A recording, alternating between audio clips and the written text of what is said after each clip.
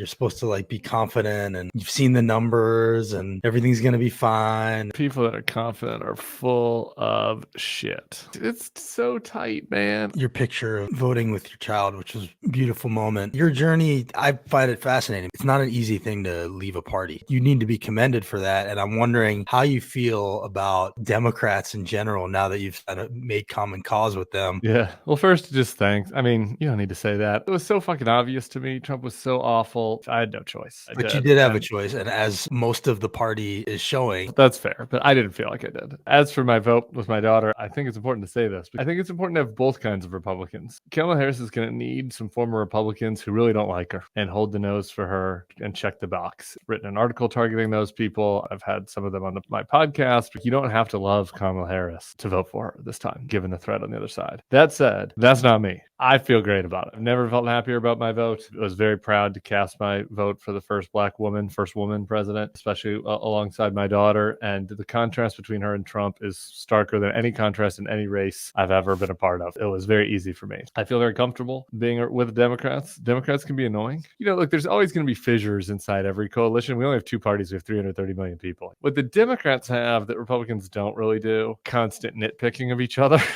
Some of that comes from an aspirational sense. Democrats really want a better world, but that's okay. I'm okay with messy. The Democrats have recruited some really great normal candidates. Like the younger Democrats are people that I could find myself hanging out with, smart. We might disagree on some issues. Whereas the Republican candidates are getting recruited in Tennessee and most of these places. They're very extreme and they're unpleasant in a lot of cases. They have a lot of personal baggage. That's another nice thing about the change for me. Thank you for paying attention to Tennessee. So I moved to Louisiana. I know what it's like to be in a red state. And man, I think that what you're doing is really a model for people in other red states. And I tell my friends in Louisiana, we need a little Louisiana holler. Yeah, I know at times it probably feels you're Sisyphus trying to roll that boulder up the hill, but it does make a difference on the margins. You mentioned your article. I just want to give you a chance to kind of summarize it real quick. What does it say? Yeah, I appreciate you guys posting that. I tried to write something that somebody watching this could send to the person in their life that is a Republican that doesn't really like Trump. I do sometimes get calls from people who are like, what can I do about this loved one that is so deep in the MAGA sauce? And I'm like, I think you should talk with them about football. I think that there's a big segment of society right now that's unreachable. For election week, the problem is how can we nudge people to Kamala Harris' side? And there is a group out there. I meet them and I hear from them all the time. People that are more traditional Republicans. They hear from Fox, Kamala's a communist. Trump just wants low taxes and freedom. And that's just not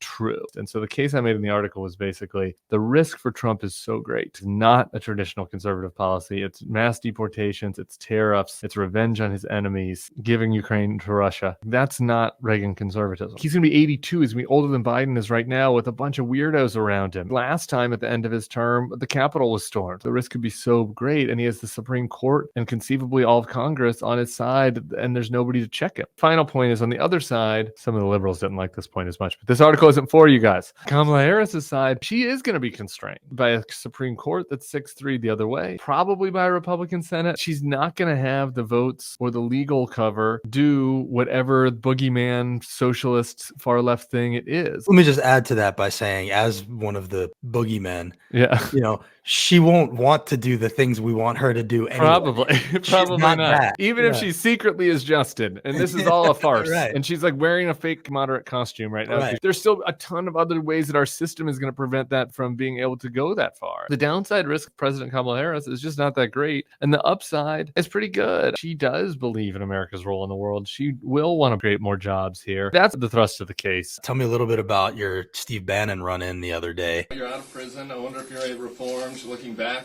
on the last January 6th, you incited a mob that ended up. That would be. Hang on. This because Vice President Pence did not handle it correctly. No, absolutely no change. Tim, thank you very much. It's good television. I don't want to talk about personal conversations, but we've had a chat. You were in jail for 4 months. You played a key role in all those cops getting hurt. The vice president having to be rushed away by Secret Service. There was a group of your listeners that were out to get him. Long story short, the answer was no.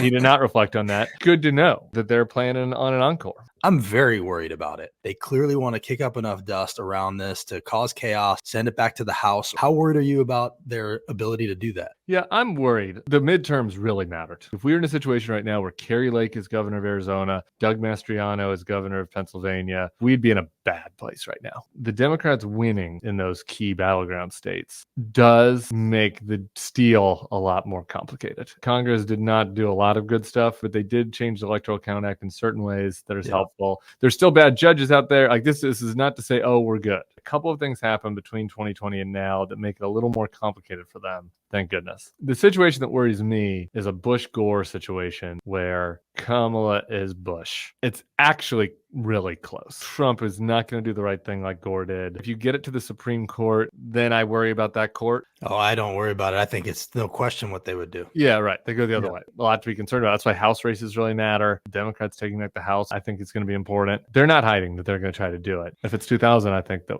it's going to be really ugly. I think that's helpful to hear, especially the point about the governors, which I hadn't really thought about. Every race matters in that way. Yeah. And that's going to continue to be true after this election. This is a checkpoint. This isn't a destination. Elon Musk has basically spent $44 billion to turn Twitter into a disinformation machine. Do you think he's having an impact? I don't think it has sunk in with people just how insane what Elon is up to is. He is doing deals with Putin related to China and Taiwan. He is the number one government contractor. Starlink, huge disinformation operation on Twitter. PAC that's giving money away. He's doing illegal actions on the FEC side. Nothing even close to the kind of corrupt influence that he would have on the Trump administration and the kind of corrupt influence he's already having on this election. It's off the charts alarming to me. What are you doing election night? I'm on MSNBC from 2 a.m. to 6 a.m. So for people who can't sleep, turn over to MSNBC and watch me and Saki and I don't know who else she's invited. I'm panicked. I'm not panicked because I'm like, she's definitely going to lose. I'm not dooming. We shouldn't be here. It shouldn't be this close. I get one question for you. How is my boy Adam Brody? Adam Brody, he's the man. Isn't he the best? I don't think people realize how smart and on the right side of history that guy is. People should go watch you and him talk. What a dreamboat. I appreciate you, man. All right, man. You too.